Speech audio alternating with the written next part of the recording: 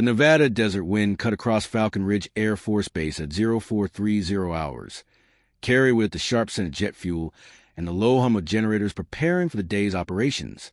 Senior Airman Maya Reeves had been awake for 20 minutes already, her boots crunching against the tarmac as she made her way toward Hangar 7, a thermos of black coffee in one hand and her worn toolkit in the other. At 24, Maya had learned to move through the base like a shadow, present but unnoticed, essential but unacknowledged. Her uniform was always crisp, her dark hair pulled back in a regulation bun.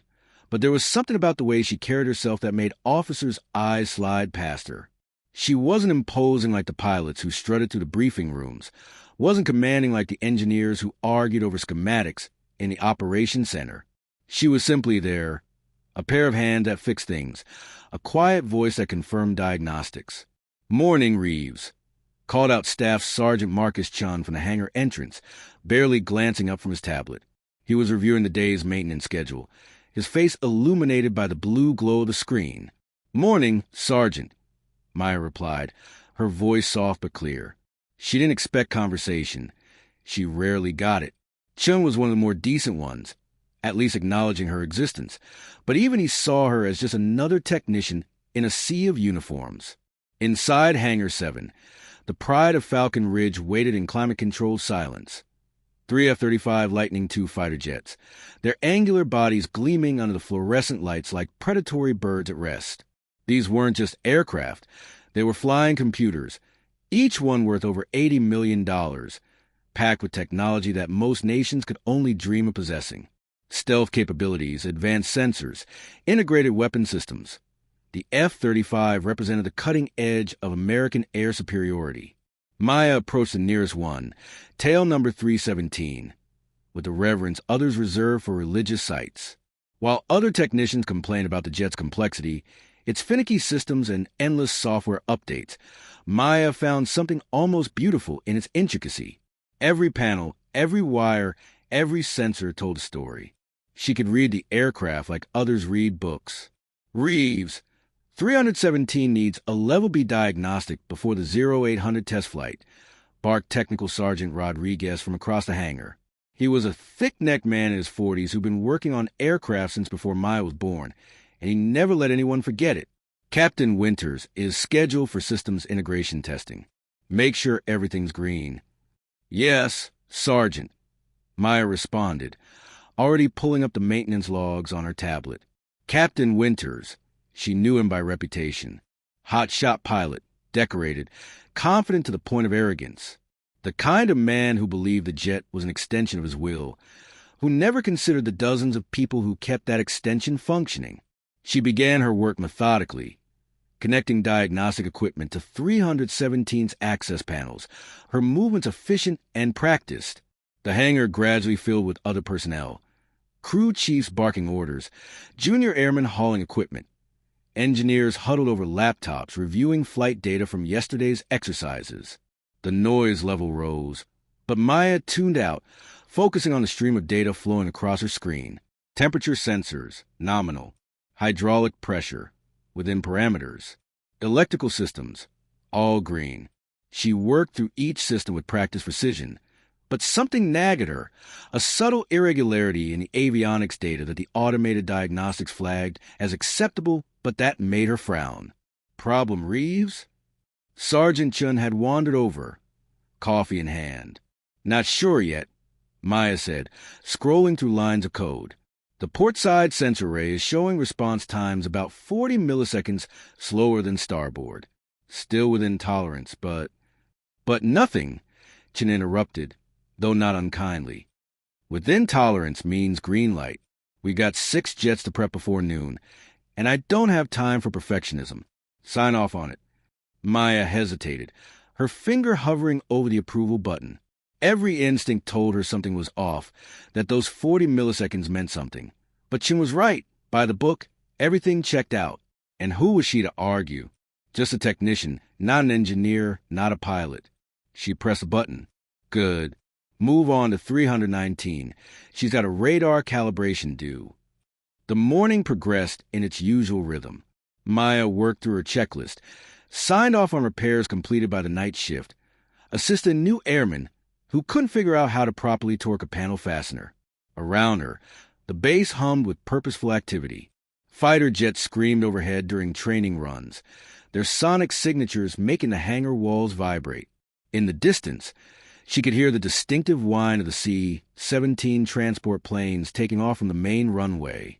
At 0745, Captain Winters arrived for his pre-flight briefing, surrounded by a small entourage of junior officers and looking every inch the warrior pilot.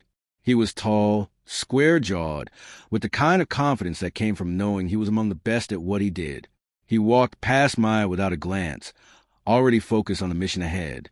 317's all yours, Captain, Rodriguez called out. Fresh diagnostic. Everything's green. Winters nodded, barely listening, already climbing the ladder to the cockpit. Maya watched him go, that nagging feeling returning. 40 milliseconds. It wasn't much, but in aerial combat, where split-second decisions meant the difference between life and death, where sensors had to communicate with weapon systems in near real time. Reeves, stop daydreaming and get that radar calibration done. Rodriguez's voice snapped her back to reality. Yes, Sergeant. She forced herself to focus on 319, running the calibration sequence, but part of her attention remained on 317. She watched as the ground crew completed their checks, as Winters ran through his pre-flight procedures, as the jet was towed out onto the taxiway. The sun had fully risen now, painting the desert landscape in shades of gold and amber, the temperature already climbing toward what would be another scorching day. Through the hangar's open bay doors, she could see 317 positioning for takeoff. The F-35's engine spooled up, that distinctive roar that made conversation impossible even at a distance. Then, with practiced precision, Winters released the brakes and the jet thundered down the runway, gaining speed with violent acceleration before lifting off. Landing gear retracting smoothly as the aircraft climbed toward the pale morning sky. Maya returned to her work, trying to shake off her unease. The radar calibration on 319 required precise attention, careful adjustments to ensure the system could accurately track targets at various ranges. It was detailed work, the kind she usually enjoyed for its technical challenges. But today she felt distracted. An hour passed, then another. The base continued its routine, more flights, more maintenance, more the endless cycle that kept America's air superiority operational. Maya had moved on to inspecting the weapon bay doors on 319 when she heard the first whisper of concern over the radio. Tower, this is Falcon 7. Captain Winters' voice crackled over the hangar's speaker system, calm but with an edge that made experienced ears perk up. I'm showing intermittent sensor warnings. Port avionics array. Maya's hands froze on the torque wrench. 40 milliseconds. Copy that, Falcon 7, the tower responded. Diagnostics show all systems nominal. Are you experiencing any control issues? Negative, tower, but the warnings are persistent. Requesting permission to return to base for system check. Permission granted, Falcon 7. Vector heading 270. You're cleared for priority landing. The hangar erupted into controlled chaos. Rodriguez was already on his radio, summoning the engineering team. Chin grabbed his tablet, pulling up 317's maintenance logs. Other technicians abandoned their current tasks, preparing for the emergency diagnostic that would be needed the moment Winters touched down. Maya stood motionless, her heart sinking. She'd known. Somehow, she'd known that 40 milliseconds meant something. And she'd signed off anyway, following procedure, following orders, being just a technician instead of trusting her instincts. Reeves! Rodriguez's voice cut through her thoughts. Pull up every diagnostic you ran on 317 this morning. I need to know if you missed something. The accusation in his tone was clear. If there was a problem, it would be her fault. The junior technician who cleared the jet, not the system that said 40 milliseconds was within tolerance. Not the sergeants who'd pushed her to move faster. Her. She pulled up the files with shaking hands, her mind racing through every step she'd taken, every reading she'd recorded. By the book, everything had been correct, but by instinct, The minutes crawled by as they waited for Winters to land. Through the hangar doors, Maya could see 317 approaching, its profile stark against the cloudless sky.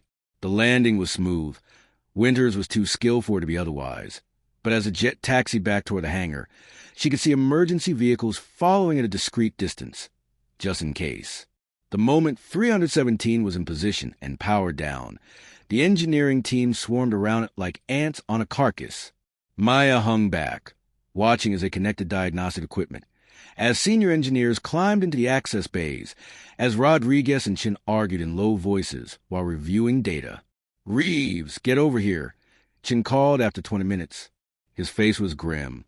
She approached reluctantly, expecting to be blamed, expecting to be dressed down in front of everyone. Instead, Chin turned his tablet toward her, showing a complex schematic of the avionics system. The port sensor array was failing, he said quietly. Microfractures in the housing were causing signal degradation. It wasn't critical yet, but in another hour of flight, especially if Winters had engaged in high-G maneuvers. He didn't finish the sentence. He didn't have to. But the diagnostic, Maya started. The diagnostic showed it within tolerance. Technically, you did everything right. Chin paused, studying her face. But you knew something was wrong, didn't you? I saw you hesitating. Maya nodded slowly. The response time was off. Just 40 milliseconds, but it felt wrong. Felt wrong, Chin repeated, his tone unreadable. He glanced at Rodriguez, who had approached to listen. She felt it was wrong. Rodriguez's expression was harder to read. "Reeves, feelings don't mean anything in maintenance. We follow procedures. We trust the diagnostics. If every technician grounded a jet because something felt wrong, we'd never get anything airborne. I understand, Sergeant. Do you?" Rodriguez stepped closer, his voice dropping. "Because right now, we've got a multi-million-dollar aircraft that's going to be down for at least 48 hours while we replace that entire sensor array. We've got a mission-capable rate that just took a hit. And we got Captain Winters, who's lucky he caught the warning early instead of finding out the hard way at 30,000 feet. Maya felt her chest tighten. "I should have said something. I should have." "You should have followed procedure," Rodriguez interrupted. "Which you did. The system cleared the jet. You signed off based on approved parameters." He paused, his face softening slightly. "But maybe next time, when something feels wrong, you speak up anyway. Better to be wrong and cautious than right and quiet." It wasn't exactly praise, but coming from Rodriguez, it was close. Chin nodded agreement, then gestured toward the jet. "Come on, you're going to help the engineers trace the failure. Maybe you'll spot something else they miss." As Maya followed them toward 317, she caught sight of Captain Winters emerging from the debriefing room. For just a moment, their eyes met. He nodded, a small gesture, barely noticeable, but it was there. Acknowledgement, not gratitude, perhaps, but recognition that she existed, that she mattered. It was a start. 3 weeks had passed since the incident with Captain Winters' F-35, and life at Falcon Ridge had returned to its normal tempo. Maya Reeves continued her routine.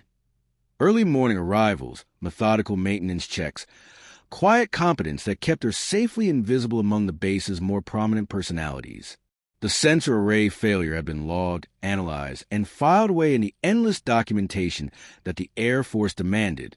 A technical bulletin had been issued recommending closer attention to response time variations, but otherwise, the machine ground on. Maya told herself she was content with this. She did good work, kept the jets flying, served her country. What else mattered? But late at night, in her small room in an enlisted housing complex, she sometimes wondered what it would be like to be seen not as just a technician, but as someone whose instincts were trusted, whose insights were valued. She learned early not to expect recognition.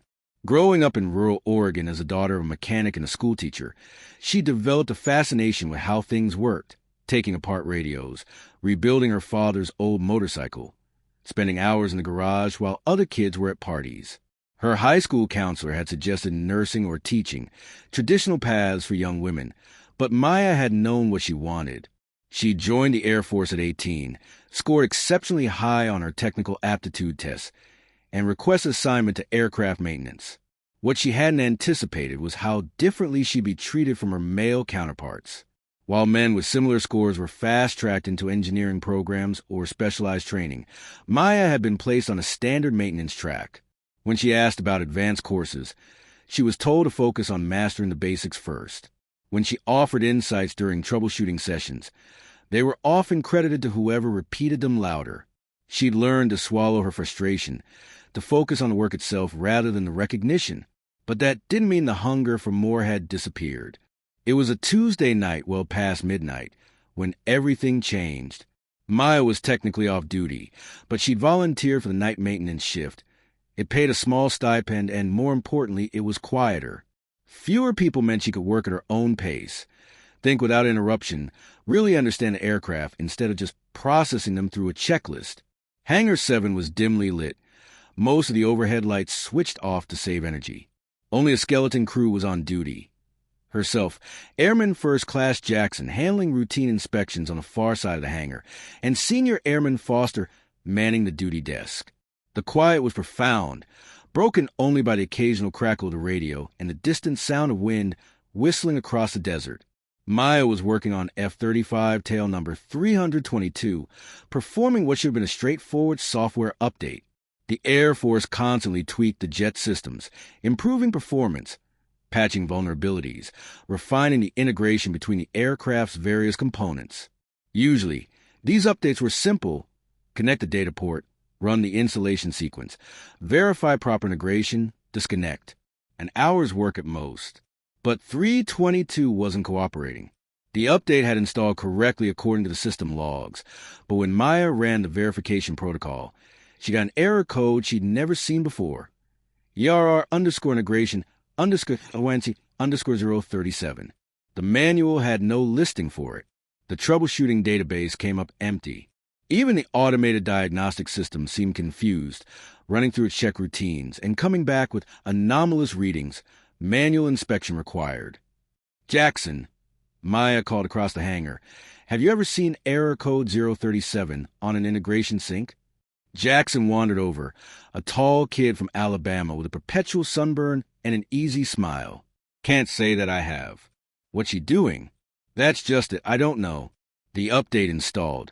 But the primary flight computer isn't properly communicating with the weapons management system. They're both functional independently, but it's like they're speaking different languages.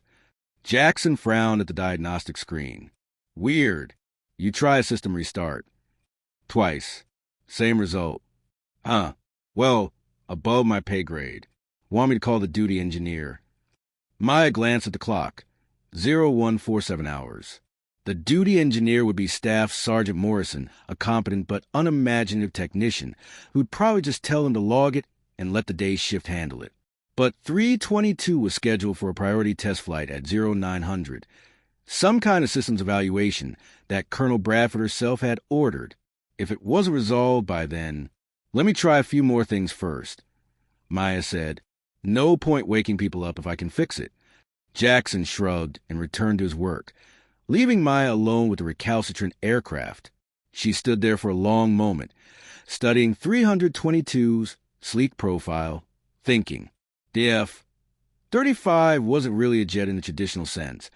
It was a flying computer with wings. Everything was integrated. Everything talked to everything else through millions of lines of code. When something went wrong, it was like trying to diagnose a patient whose symptoms didn't match any known disease. She pulled up the technical documentation, reading through the dense specifications for the flight computer and weapon system interfaces. The language was precise but abstract, describing data protocols and signal timing in ways that made logical sense, but felt divorced from the physical reality of the aircraft sitting in front of her. On impulse, Maya did something she'd never done before.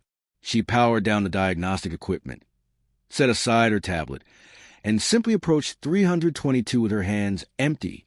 She placed one palm against the aircraft's cool fuselage, feeling the subtle vibrations of the systems running on standby power. With her other hand, she opened the primary access panel, looking at the maze of wires and connectors that formed the jet's nervous system.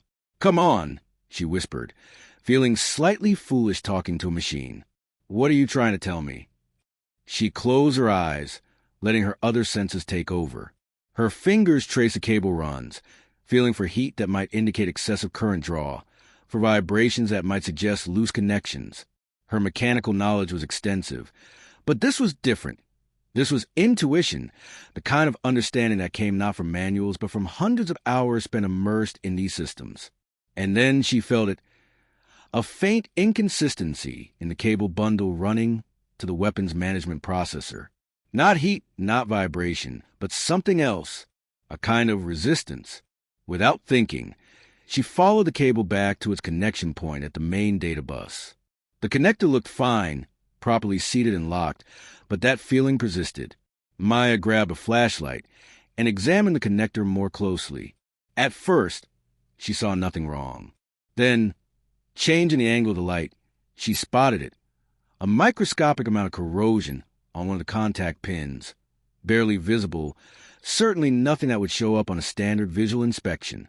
It wouldn't be enough to prevent the connection, but it might cause intermittent signal degradation, the kind of thing that would make two systems that should be synchronized fall slightly out of sync. It was a long shot. The manual would say that level of corrosion wasn't significant, but Maya had learned to trust her instincts. She retrieved her cleaning kit and carefully treated the connector, removing the corrosion and applying a thin layer of conductive compound. Then she reseated the connection, double-checking the lock mechanism. When she powered up the diagnostic equipment again and ran the verification protocol, 322 systems came back green. No error codes.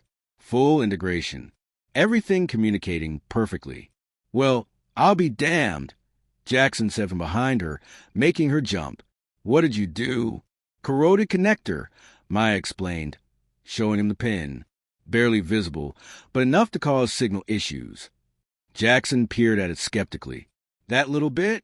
The specs say that's within acceptable limits." "I know, but it was causing problems anyway." "Lucky guess." Was it? Maya wasn't sure. It hadn't felt like guessing. It had felt like listening, like the aircraft had somehow told her where to look. She logged the repair, noted the resolution, and moved on to her next task. But her mind kept returning to that moment of connection, that strange sense of understanding that had guided her to the problem. She'd always been good with machines, but this was different. This was something more.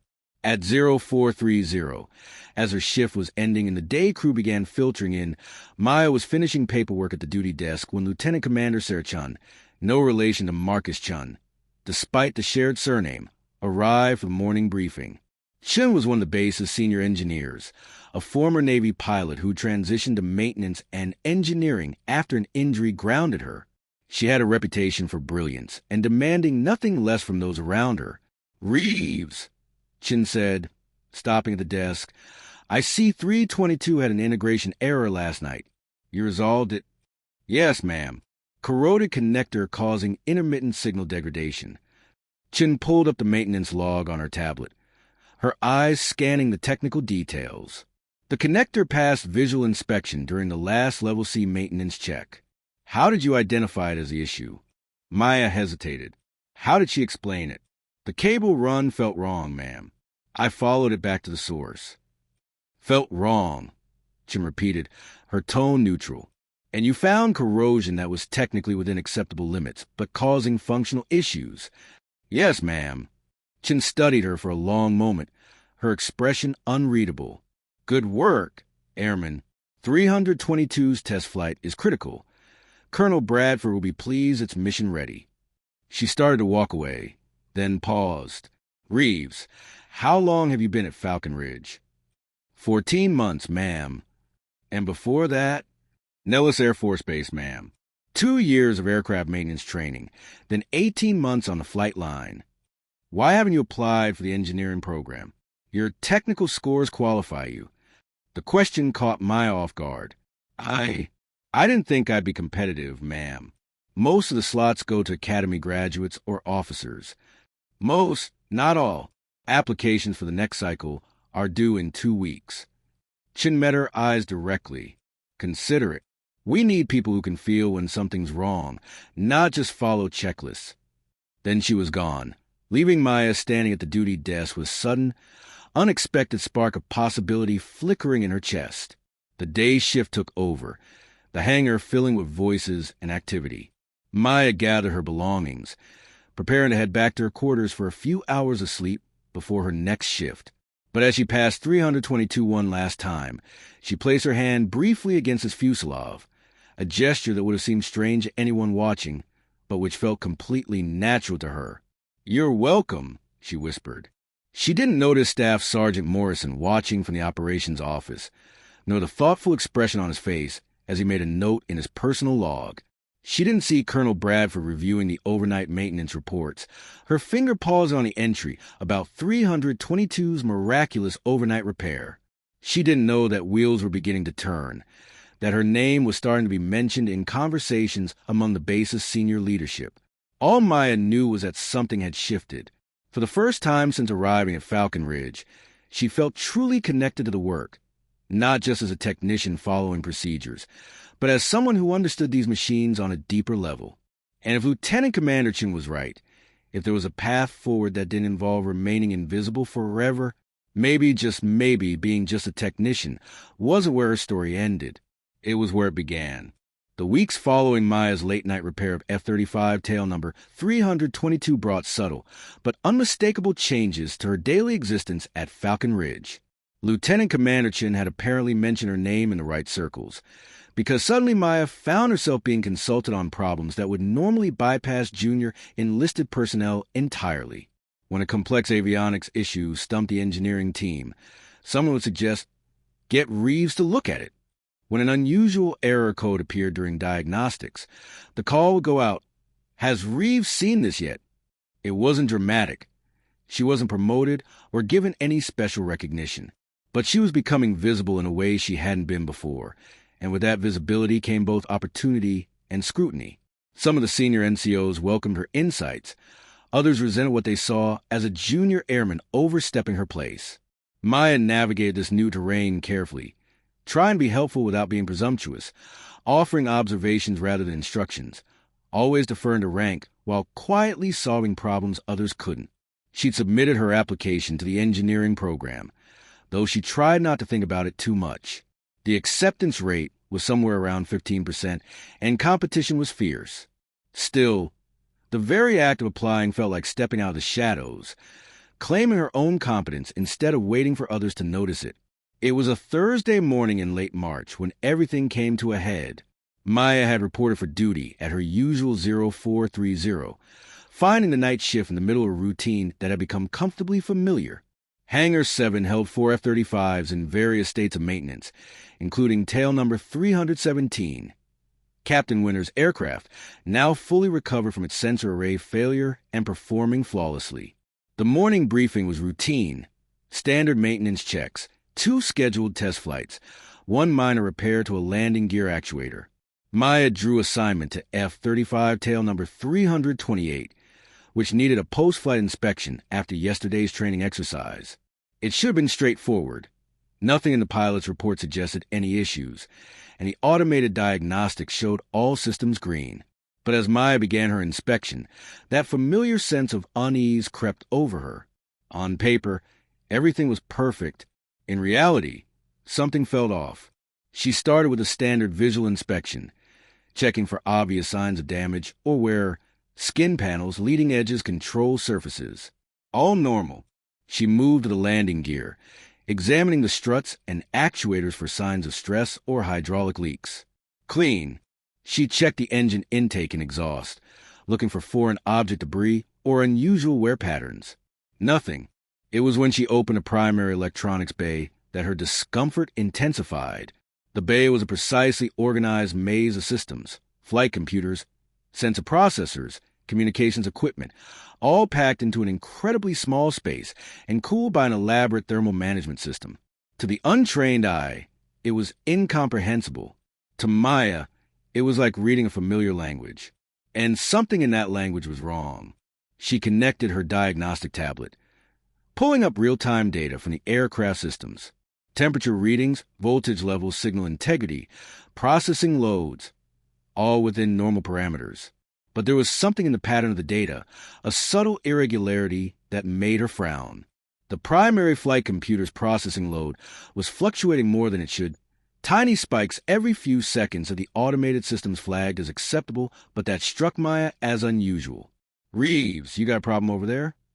Sergeant Chun had noticed her standing motionless, staring at her tablet. Not sure yet, Sergeant. The primary flight computer is showing some odd behavior. Processing load variations that don't match any of the active systems. Chun walked over, glanced at the tablet. Looks normal to me. All green within parameters. I know, but nothing. We've got 6 jets of prep, and I need you on 331 after this. Sign off and move on. It was a sensor array situation all over again. By the book, everything was fine. By instinct, something was very wrong. And now Maya faced a choice. Trust the procedures that had governed her entire career, or trust the intuition that had been steadily growing stronger with each passing week. Sergeant, I'd like to run an extended diagnostic, just to be sure. Chen's expression hardened. Reeves, I don't have time for this. The diagnostic says green, which means green. We're not grounding an $80 million aircraft because you've got a hunch. It's not a hunch, Sergeant.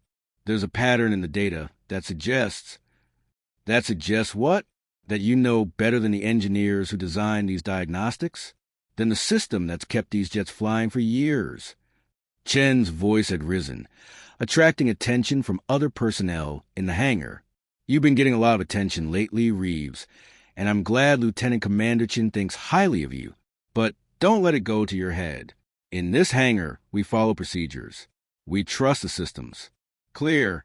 Maya felt her face flush. Around her, other technicians had stopped working to watch the confrontation. This was it. The moment where she either backed down and remained safely invisible, or pushed forward and risked her career, her reputation, everything she'd been building. She thought about Captain Winters, flying that sensor-damaged aircraft, catching the problem just in time. She thought about 322 and the corroded connector that was within acceptable limits, but still caused a complete system failure.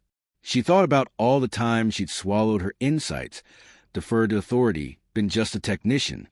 Sergeant, with respect, I'm requesting permission to run an extended diagnostic. If I'm wrong, I'll accept whatever consequences you think are appropriate. But if I'm right... She met his eyes steadily. If I'm right, we could be preventing another incident. The hangar had gone quiet. Even the normal background noise seemed to fade as everyone waited to see how Chin would respond. He stared at her, jaw tight, clearly torn between protocol and the nagging fact that she'd been right before. Fine, he said finally. You've got 30 minutes. But if you find nothing, you're on night shift for the next month. And Reeves? This better be good. Maya nodded, already turning back to 328. 30 minutes wasn't much, but it would have to be enough. She closed her eyes briefly, centering herself, then placed both hands on the aircraft's fuselage, that gesture that had become almost ritualistic for her. Talk to me, she whispered. Show me what's wrong. She pulled up the most detailed diagnostic suite available, one that examined individual subsystems at a granular level. The processing load variations were still there, tiny spikes that occurred with odd regularity. She began tracing them backward, looking for their source. Not the flight computer's main systems. Those were running smoothly. Not the sensor integration, that was clean. Not the weapons management. All quiet. 20 minutes gone. Chin was standing nearby, arms crossed, making no secret of his impatience. Other personnel had returned to their work, but she could feel their surreptitious glances, hear the whispered conversations. Then she saw it, a pattern in the communication subsystem. The aircraft was receiving intermittent data packets from an external source. Brief bursts that lasted milliseconds, but caused those processing spikes as the flight computer tried to interpret them. But there was no external source active. Nothing should be communicating with 328 right now, unless something was. Maya's hands went cold. She pulled up the network security logs, scrolling through thousands of entries. There, buried in the routine traffic, a series of attempted connections from an unidentified source. The aircraft security systems had blocked them, but they kept coming, probing different protocols, different access points, like someone testing a locked door looking for weaknesses. "Sergeant Chun," Maya said, her voice carefully controlled despite the adrenaline flooding her system. "I need you to see this. Right now." Something in her tone cut through his irritation. He was beside her in seconds, looking at her tablet. She watched his expression change as he processed what he was seeing. Confusion, then concern, then alarm. "Is that what I think it is?" he asked quietly. "Someone's trying to remotely access 328 systems. They haven't succeeded, but they're persistent. And Sergeant." She pulled up another screen. "These attempts started yesterday, right after the training exercise. Whatever this is, it's targeted." Chin grabbed his radio. "This is Hangar 7. I need to speak to Lieutenant Commander Chin immediately. Priority 1. He looked at Maya. "Don't touch anything else. Don't let anyone near this aircraft. And Reeves? You just might have saved a lot more than one jet." The next 2 hours were organized chaos. Lieutenant Commander Chin arrived within minutes, followed shortly by the base's cybersecurity team, and eventually Colonel Bradford herself. The hangar was locked down. 328 was isolated, and Maya found herself being interviewed by increasingly senior officers. Each wanted to hear her account of how she'd identified the intrusion attempt. The cybersecurity team confirmed her findings. Sophisticated malware designed to infiltrate the F-35 systems and potentially allow remote control or data exfiltration. It hadn't succeeded. The aircraft security protocols were robust, but it had been close. If 328 had been cleared for flight, if the malware had tried to activate during a mission, how did you spot this? Colonel Bradford asked. She was a formidable woman in her mid-50s, with steel-gray hair and eyes that missed nothing. The automated diagnostics showed nothing wrong. Maya struggled to explain. "The processing load variations, ma'am. They were small, but they had a rhythm that didn't match any normal system activity. Once I started looking at the patterns instead of just the numbers, you saw what the computers missed." Bradford nodded slowly. "Airman Reeves, you understand this is now a matter of national security. OSI will need to conduct a full investigation. How the malware got onto the aircraft, who planted it, what its ultimate objectives were. You'll need to give a complete statement." "Yes, ma'am. You should also know that you've likely prevented a significant intelligence breach. These aircraft carry some of our most sensitive technology. If that had been compromised..." She didn't finish the sentence. "Good work, Airman. Very good work." As the day progressed, the scope of the incident became clearer. The malware had been introduced during the previous day's maintenance. A USB device used for a routine software update had been compromised. It was a sophisticated attack, likely state-sponsored, designed to target the F-35's most classified systems.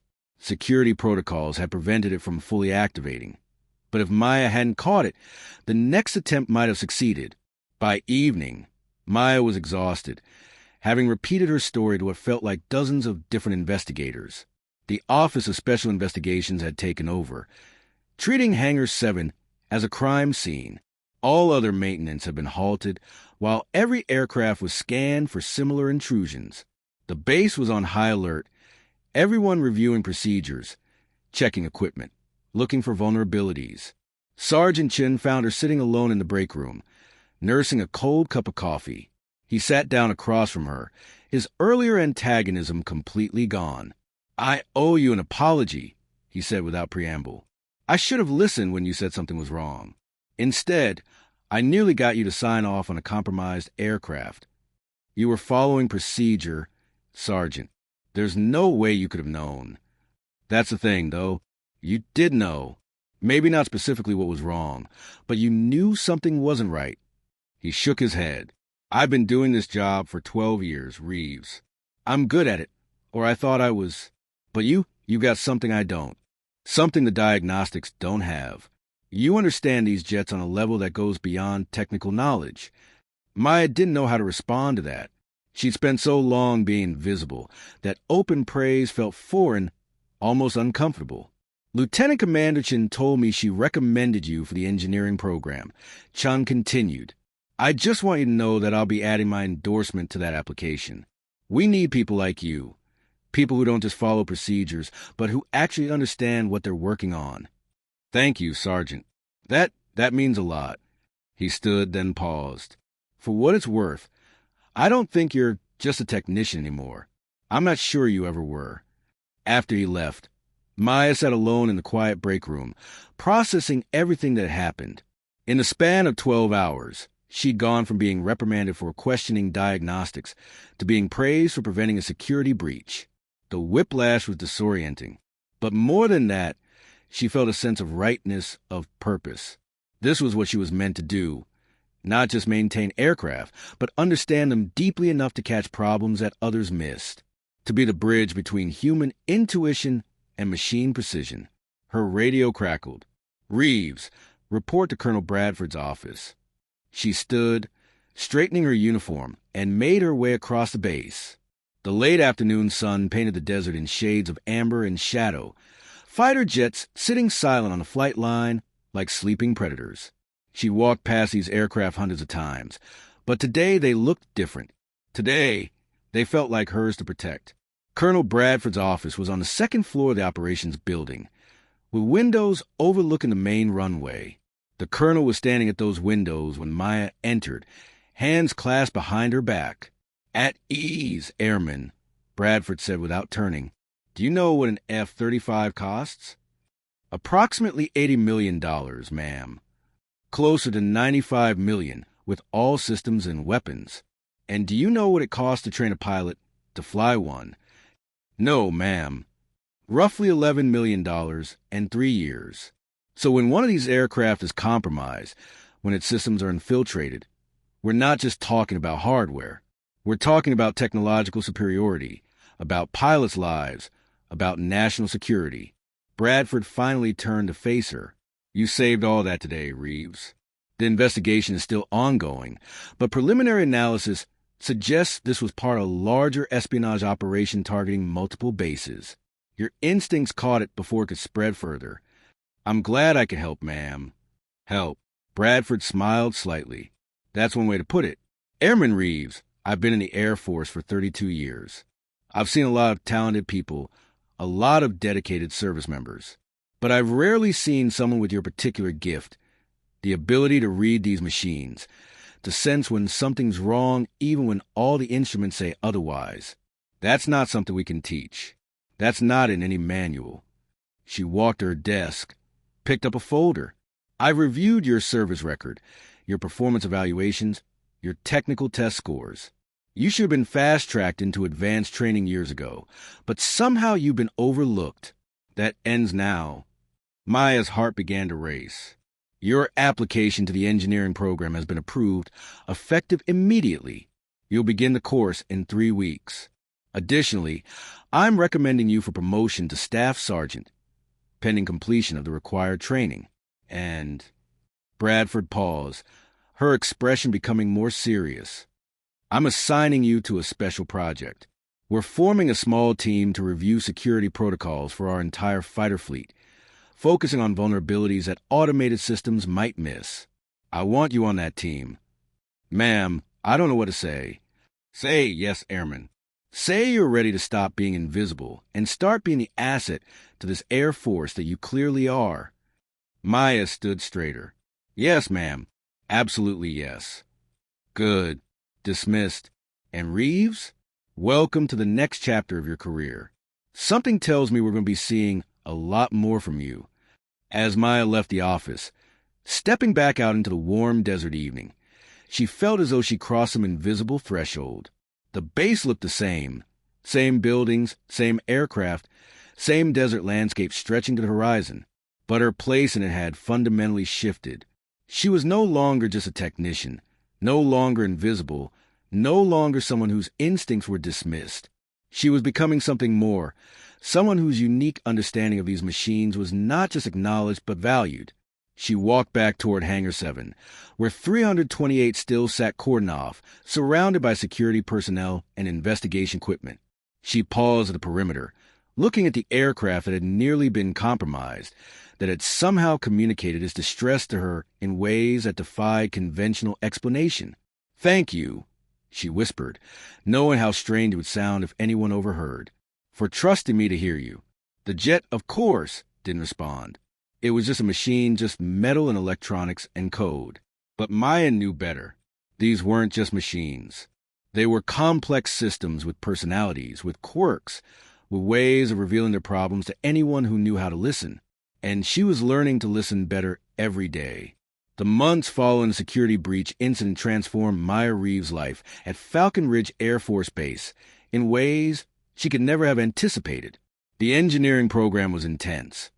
Theoretical courses in aerodynamics, advanced electronics, materials science, and systems integration, combined with hands-on training that pushed her technical skills to new levels. She studied late into the night, often surviving on 4 hours of sleep, driven by a determination to prove she belonged in this new role. But it was the Special Security Review Team that truly became her focus.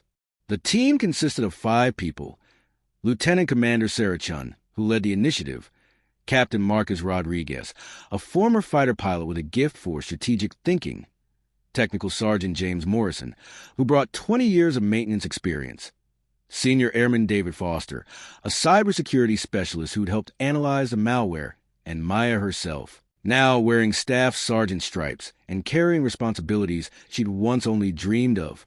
Their mission was ambitious: review every F-35 at Falcon Ridge, develop new diagnostic protocols that could catch anomalies automated systems missed, and create training programs to help other technicians develop the kind of instinctive understanding that had allowed Maya to identify the security breach. It was challenging work, made more complex by the need to balance security with operational demands. They couldn't ground an entire fleet, so they had to work around training schedules, deployment requirements, and routine maintenance. Maya discovered that her unique perspective was exactly what the team needed. While Chun provided strategic oversight and Rodriguez offered operational insights, while Morrison contributed practical experience and Foster handled digital security, Maya became the bridge between human intuition and machine behavior. She could look at diagnostic data and see patterns others missed, could stand beside an aircraft and sense when something was subtly wrong, could trace problems to their source through a combination of technical knowledge and something harder to find, an almost sixth sense for how these machines should behave. It was a Wednesday morning in late July, 6 months after the security incident, when a call came that would cement Maya's transformation from just a technician to something far more significant. She was in Hangar 7, overseeing a comprehensive security scan of F-35 tail number 319, when her radio crackled. "Staff Sergeant Reeves, report to operations immediately. Priority 1. Priority 1. That designation was reserved for emergency situations, mechanical failures requiring immediate attention, security threats, crisis response." Maya felt her pulse quicken as she handed off her current task to Airman Jackson, now her protege, learning the kind of detailed aircraft understanding she developed, and jogged toward the operations building. The operations center was buzzing with controlled urgency when she arrived. Multiple screens showed aircraft positions, flight data, and communication logs. Personnel moved with purpose but not panic. Trained professionals responding to a developing situation. Colonel Bradford stood at the center of it all, her face grave as she reviewed information streaming across a tablet. "Reeves, good," Bradford said when she spotted Maya. "We have a situation. Falcon 3, Captain Jennifer Martinez, is experiencing a critical system failure during a training exercise over the Pacific Range complex. Multiple system degradation, loss of some flight controls, and she's about 90 minutes from the nearest emergency landing site." Maya's stomach dropped. Captain Martinez was one of the base's most skilled pilots, but even the best training couldn't overcome catastrophic mechanical failure. "What's the nature of the failure, ma'am?" "That's the problem. We don't know. The diagnostic telemetry is contradictory. Some systems show nominal, others show failures, but nothing matches any known failure mode. The emergency teams are standing by. But unless we can figure out what's happening and potentially talk her through a workaround, she's going to have to eject over open ocean. Even with perfect rescue operations, that's extremely dangerous. Can we review the telemetry data?" Bradford gestured to a workstation where Foster was already pulling up streams of information. Maya moved beside him, her mind shifting into that focused state she'd learned to cultivate, not thinking in words but in patterns, letting her intuition guide her through the complexity. The data was indeed contradictory. Flight control surfaces showing both responsive and unresponsive simultaneously. Electrical systems reading normal voltage but abnormal current draw. Hydraulic pressure within parameters, but actuator response delayed. It was like looking at a photograph that was simultaneously in focus and blurry, a paradox that shouldn't be possible. "This doesn't make sense," Foster muttered. "It's like multiple systems are failing independently, but there's no common cause. No fire, no hydraulic leak, no electrical fault that would explain this pattern." Maya stared at the data, but her mind was elsewhere, back in Hangar 7. Standing beside these aircraft, feeling their systems through her fingertips. She thought about all the hours she'd spent learning to read the subtle signs, the tiny irregularities that meant something was wrong. This pattern, there was something familiar about it. "Pull up the maintenance logs for Falcon 3, she said suddenly. "Specifically, any work done in the last 72 hours. Foster's fingers flew across the keyboard. "Routine post-flight inspection yesterday. Software update to the mission system's processor 2 days ago. Standard stuff. Show me the software update details." The update appeared on screen. A routine patch from the manufacturer, installed by certified technicians following standard procedures. Nothing unusual. Except, who authorized this update? Maya asked. "Technical Sergeant Williams. He's been doing these updates for years." "Why?" Maya's mind raced. She thought about the malware incident 6 months ago, how sophisticated it had been, how it had hidden in routine maintenance procedures. What if this wasn't mechanical failure at all? What if this was another cyber attack, but one that had actually succeeded in activating? "I need to see the source file for that update. The actual code that was installed." Bradford had moved closer, sensing Maya's train of thought. "You think this is deliberate?" "I think it's possible, ma'am. That pattern of contradictory readings. It's similar to what we saw during the malware investigation. Like the systems aren't really failing. They're being told they're failing. If someone managed to insert malicious code into a legitimate update, then Captain Martinez isn't experiencing mechanical failure," Bradford finished. "She's experiencing sabotage." The implications hung heavy in the air. If Maya was right, this was an active attack on an airborne F-35, potentially with a pilot's life at stake. But if she was wrong, they'd be wasting precious time on a wild theory while the real problem went unaddressed. "Foster, can you analyze the source code?" Bradford asked. "Not in time, ma'am. It would take hours to review thoroughly, and we've got—" He checked the display. 87 minutes before Captain Martinez is forced to eject. "Then we need another approach," Maya said, her voice steady despite the pressure. "Ma'am, can we establish a direct communication link with Falcon 3? I need to walk Captain Martinez through some diagnostic steps that aren't in the standard procedures." Bradford hesitated only a moment. "Do it. Foster, set up the link. Reeves, you'll have direct communication. But remember, Martinez is the pilot in command. You can advise, but ultimate decisions are hers." "Understood, ma'am." The communication channel opened with a crackle of static. "Falcon 3, this is Falcon Ridge Operations. We're patching you through to Staff Sergeant Reeves, one of our maintenance specialists. She has some questions about your system status." "Copy that, Operations." Captain Martinez's voice was remarkably calm, given her situation. The product of years of training to manage stress in crisis situations. "Anything that can help would be appreciated. I'm currently maintaining altitude and heading, but I'm losing confidence in the flight systems." "Captain Martinez, this is Staff Sergeant Reeves," Maya began, trying to keep her voice as calm and professional as Martinez's. "I'm going to ask you to try some things that might seem unusual. I need you to trust me." "Roger that, Sergeant. What do you need?" "First, can you describe exactly what you're experiencing? Not what the instruments say, but what you feel from the aircraft." There was a pause. Maya could almost hear Martinez processing this non-standard request. "That's An interesting question, Sergeant. The instruments are showing multiple failures, but when I make control inputs, the aircraft responds. Not perfectly. There's some lag, some hesitation, but it responds. It feels less like the aircraft is broken and more like it's confused. Confused. That was exactly right. Maya felt a surge of confidence. Captain, I believe what you're experiencing is a mechanical failure, but a software issue. Something is interfering with the communication between your control inputs and the flight systems, creating false error readings. Sabotage. Martinez's voice remained steady, but there was an edge to it now. Possibly. But the important thing is that your aircraft is fundamentally sound. The systems themselves are working. They're just receiving corrupted information. I need you to help me bypass that corruption. I'm listening, Sergeant. Maya closed her eyes, visualizing the F-35's architecture, the pathways of data and control that made it function. She'd studied these systems obsessively for months, not just understanding how they work, but feeling how they should flow, how information should move through the aircraft's electronic nervous system. Okay, Captain, in the lower left corner of your main display, there's a diagnostic menu that's typically only used during ground maintenance. I need you to access that.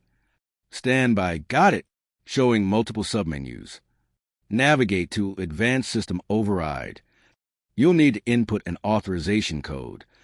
Maya recited a sequence of numbers and letters, a code that technically she shouldn't have known, but which she'd learned during her security review work. A longer pause. Sergeant, this menu is giving me a warning that incorrect use could compromise flight safety. I understand, Captain, but right now, your flight safety is already compromised. This override will allow you to bypass the corrupted control pathways and communicate directly with the flight surface actuators. It's not pretty and the aircraft will feel different, but it should give you full control again. In the operations center, Lieutenant Commander Chun had joined them, looking over Maya's shoulder at the telemetry data. She caught Bradford's eye, and Maya saw the silent question. Do we trust this? Bradford gave an almost imperceptible nod. Captain Martinez. Bradford's voice cut in. This is Colonel Bradford. I'm authorizing Staff Sergeant Reeves' approach. She's the best diagnostic mind we have, and I trust her judgment. Understood, Colonel. Sergeant Reeves, walking me through this? For the next 20 minutes, Maya guided Martinez through a complex series of steps, bypassing normal control channels and establishing direct communication between the pilot's inputs and the aircraft's physical systems. It was like performing surgery over the radio. Each step critical, each decision potentially life or death. Maya drew on everything she'd learned, her technical training, her months of studying F-35 systems, but most of all that intuitive understanding of how these machines should behave. The operations center was silent, except for Maya's voice and Martinez's responses. Dozens of personnel had gathered, watching the telemetry displays, seeing the aircraft behavior slowly stabilize as Maya's approach worked. The contradictory error readings were still there, but they no longer affected the aircraft's actual performance.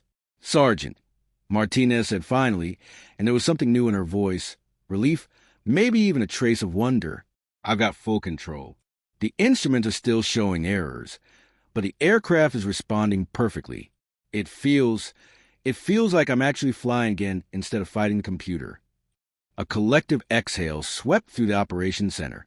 Maya felt her legs suddenly weak, adrenaline that had been sustaining her draining away. But she forced herself to remain focused. Good, Captain. You're about 40 minutes from Falcon Ridge now. Maintain your current altitude and heading. We'll have emergency crews standing by as a precaution, but you should be able to land normally. Roger that, Sergeant. And Reeves? Thank you. I've been flying for 12 years, and I've never had anyone talk me through a problem like that. It was like you could see exactly what was happening inside my aircraft. Just doing my job, Captain. Well, you do it damn well. The landing 40 minutes later was flawless. Martinez brought the F-35 down as smoothly as if nothing had been wrong, the aircraft responding to her every command now that the corrupted control pathways had been bypassed. The moment she taxied clear of the runway, maintenance crews swarmed the aircraft, and the security team began their investigation. Maya was there as they downloaded the aircraft's complete system logs, as Foster and his cybersecurity team began tracing the malicious code. It took them 6 hours, but they confirmed what Maya had suspected. Sophisticated malware had been inserted into the software update, designed to create exactly the kind of contradictory failures that would force a pilot to eject. Only the fact that Martinez had been able to maintain partial control, combined with Maya's unconventional diagnostic approach, had prevented the attack from succeeding. It's the same group as before, Foster reported to the assembled team. More advanced this time, but the signature is consistent. We got federal agencies coordinating now, treating this as a major national security investigation. But while others focus on finding the perpetrators, Maya's attention was on the aircraft itself. She stood beside Falcon 3 in the dimly lit hangar, long after most personnel had left, her hand resting on its fuselage. This machine had been attacked, violated, turned against its pilot, but it had also survived, had responded to her guidance, had trusted her to restore its function. Staff Sergeant Reeves? Captain Martinez had entered the hangar quietly, now in casual flight suit rather than full gear. Mind if I join you? Of course, Captain. They stood in silence for a moment, both looking at the aircraft that had nearly killed one of them and been saved by the other. I've been thinking about what you said during crisis. Martinez began. About the aircraft being confused rather than broken. That's not how most maintenance people talk. They talk about systems and components, failures and repairs. But you talk about these jets like they're alive. Maya considered her response carefully. They're not alive, Captain. But they're not just machines either. They're complex systems with behaviors, patterns, personalities even. And if you spend enough time with them, if you really pay attention, they tell you things. Not in words, but in subtle signs that something's wrong or right. And you can hear that when others can't. I've learned to. I don't fully understand it myself.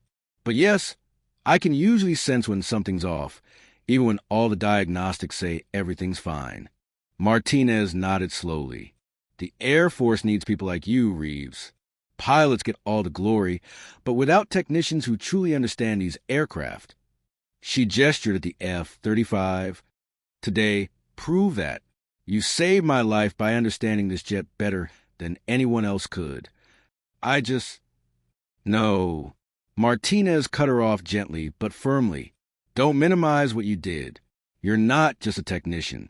I don't know what the right term is, aircraft whisperer, system savant, whatever, but you're someone extraordinary.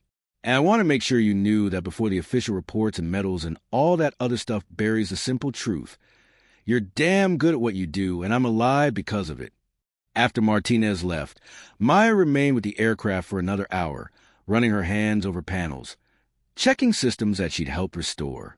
The investigation would continue for weeks. Security protocols would be enhanced. Procedures would be updated. But in this quiet moment, none of that mattered. What mattered was a connection. Between pilot and aircraft, between machine and technician, between intuition and expertise.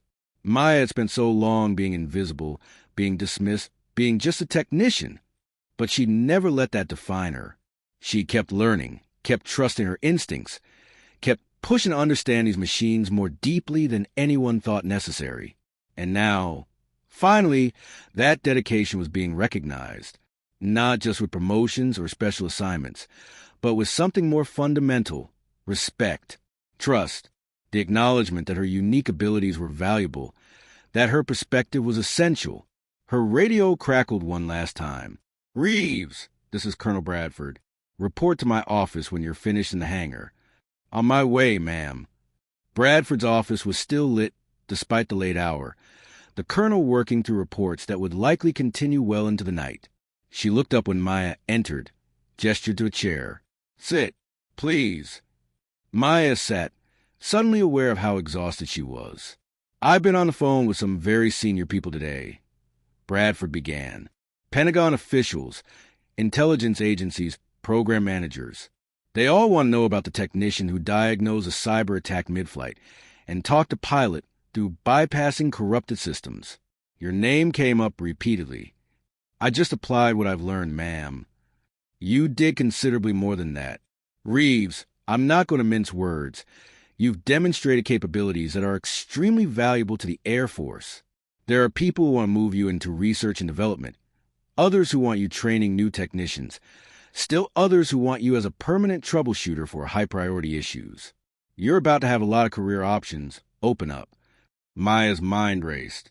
Research and development, working on next-generation systems, training, shaping how others understood these aircraft, troubleshooting, solving the problems no one else could, all of it appealing, all of it so far beyond where she'd been just a year ago.